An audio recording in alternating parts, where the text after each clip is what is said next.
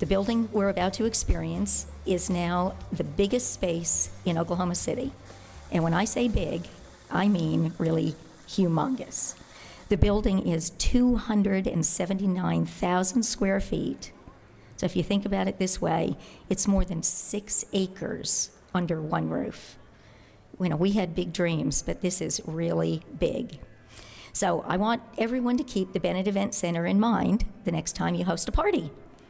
This facility can hold a banquet for 2,500 of your closest friends. If you're going to entertain 2,500 people, it helps to have a high-end culinary kitchen. This kitchen has top-of-the-line ovens, warmers, stoves, coolers, a freezer, and a giant refrigerator that I hope we're all going to get to see.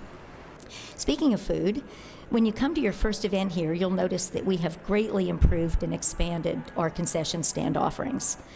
When you come next time and the fair is open, you'll be able to choose from Italian fare, Tex-Mex, barbecue, and the ever-popular all-American food, such as hot dogs and hamburgers. Another incredible piece of good news is that this building was completed within its $54 million budget. And that feat, in and of itself, deserves so much accolade from the oversight board, Tim O'Toole, his staff leadership. This is a massive undertaking, and to be able to keep these projects, I think you all know that, our MAPS project is funded with our penny sales tax, and we can only spend what we collect. Oklahoma City is very unique in the way we've handled these projects going back to MAPS 1. We collect our pennies, we don't begin the projects until we have the money in hand, and we can only spend as much as we collect. So I'm going way off script, but this is an admonition for you all to please shop in Oklahoma City. We need that penny, and the results of that penny are what you're going to be able to see today. In December of 2004, with the assistance of Mayor Cornett, the Oklahoma City Chamber of Commerce, our friends at the Oklahoma City Hotel Association, and the citizens of Oklahoma City, we successfully passed a hotel tax referendum that put in place the transformation of State Fair Park into the 21st century tourism destination that it is today. At the time, there was a $150 million master plan on the table. No one could figure out how to handle it, how it could be funded, how it could be done.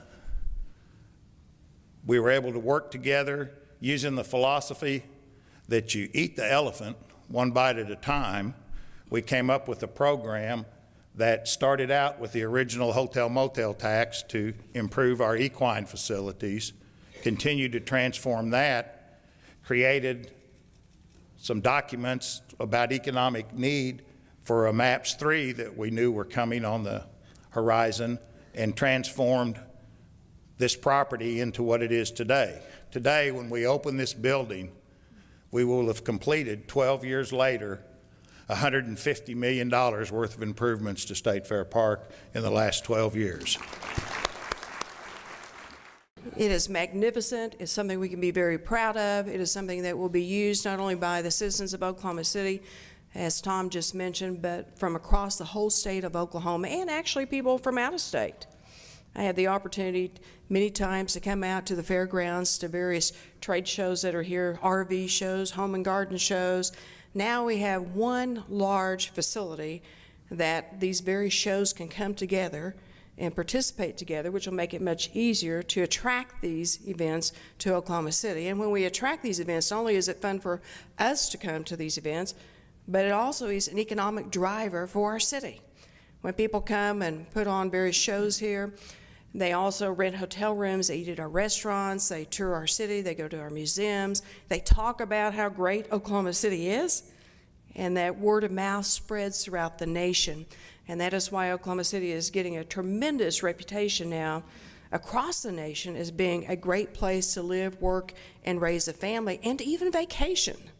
The exhibition space at the fairgrounds generates $136 million of economic development activity every year. The horse shows, of course, are well over $200 million, on the other side of it. But $136 million of economic development generated by what will be this space and the other spaces going forward. Of course, that's very, very important to drive the economy.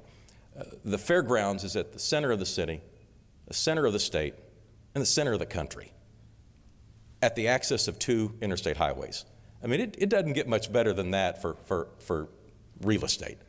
And so there's tremendous opportunity here. And I think as you go into the room, if you've not seen it, I think you're gonna see that the number of large exhibition opportunities we're gonna have is only gonna multiply.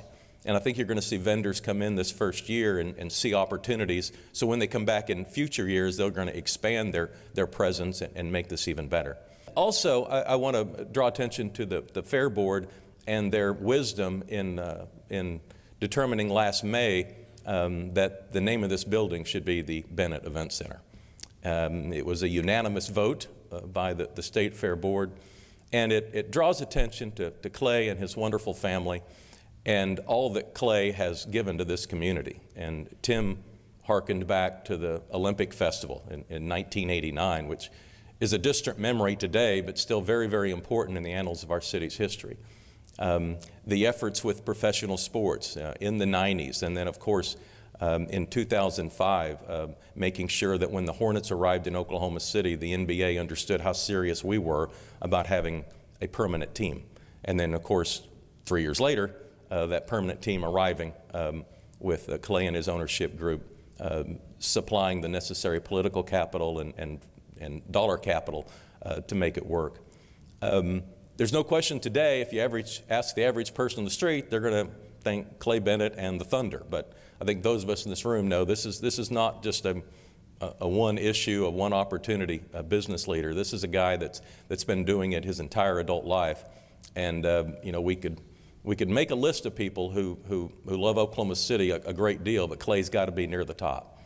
I mean, this guy has put his heart and his soul into making this city better, and whatever's in the city's best interest is Clay's top priority. So with that, I'm going to ask Clay to come up here, and we'll get ready. We're going to unveil a plaque. Come on up here, Clay. All right. And everybody can see it but us. What kind of a deal is that? All right, is it?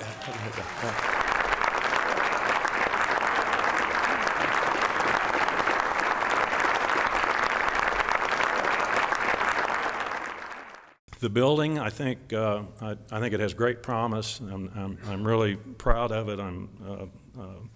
I think it really will serve a need and will really help the city grow. I want to thank everyone who had a hand in it. I want to especially thank the workers and the tradespeople that really worked hard to do a good job here, and we're in their debt, and we appreciate those efforts. And I agree also with the governor. The citizens are the star of the show. The citizens understood maps. They believed in maps. They wanted things better here. They believed that this was a good plan. They invested in the plan and have fostered the plan, and it's worked. And now we're all enjoying the benefits of it. And as Meg said, the genius of maps with Ron's leadership and the 3 incredible mayors we've had with Kirk and now Mick, paying as you go, thoughtful community, oversight, smart people involved, committed people involved in the process. It never got away from us. Everything stayed in line, quality projects, quality execution, and it's an absolute model for the country in terms of civic progress, in my opinion. I'm extraordinarily honored. I am humbled beyond description. I appreciate each and every one of you, your friendship, your support, your love, and let's keep this thing going. Thanks very much.